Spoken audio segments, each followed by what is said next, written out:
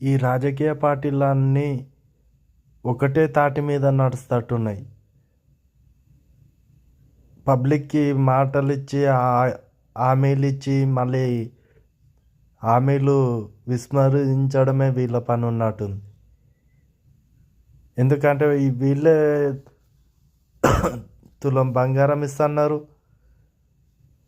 42% reservation ఇస్తున్నారు. మళ్ళీ ఇంతకుముందు ఉన్న government KG to PG Vidya free అన్నారు, వైద్యం ఫ్రీ అన్నారు.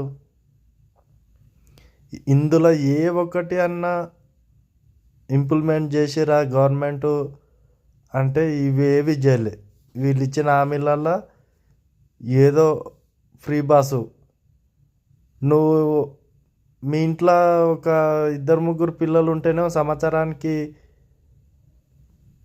1,50,000 2 లక్షలు ఖర్చు పెట్టే విద్య వైద్యం ఏమో డబ్బులు పెట్టి కొనుక్కోవాలి.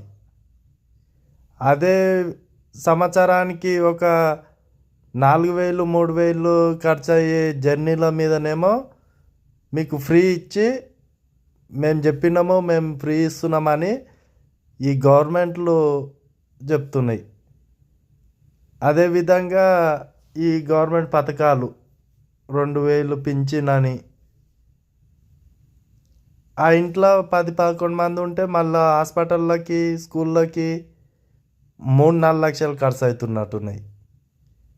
ఇవేమో ఫ్రీ అని ఏమో ఇవి అంటారు.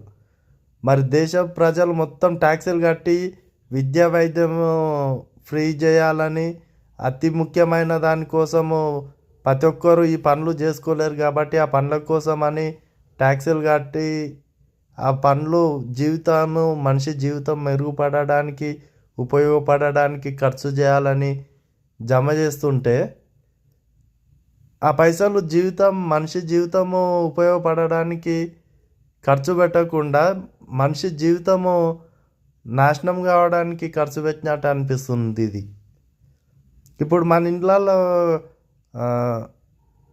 జీవితానికి మెరుగుపడడానికే ప్లాన్ చేసుకొని ఈ చదివిపిస్తుర్రు, ఈ హాస్పిటల్స్ అంటుర్రు, ఈ ఫైనాన్సులు అంటుర్రు. వీటి కోసం ఎందుకు పెడుతుర్రు దీని మీద ఖర్చు?